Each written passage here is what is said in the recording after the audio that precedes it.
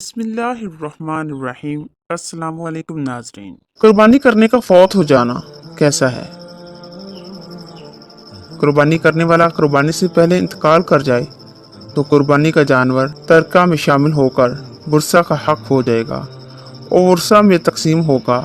अगर मैयत के वारिस इस जानवर की कुर्बानी मरहूम के इसाले सवाब के लिए करना चाहें तो कर सकते हैं, लेकिन बुरसा पर मरहूम के जानवर की कुर्बानी करना वाजिब नहीं होगी। कुर्बानी के जानवर का मर जाना कैसा है? अगर कुर्बानी का जानवर मर जाए तो इसकी दो सूरतें होंगी।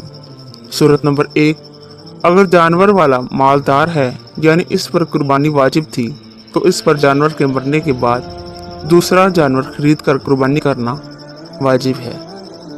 सूरत नंबर 2, अगर जानवर वाला गरीब है लेकिन इसने जानवर खरीद लिया था और फिर जानवर मर गया, अब इस पर दूसरा जानवर खरीद कर कुर्बानी करना लाजिम नहीं है।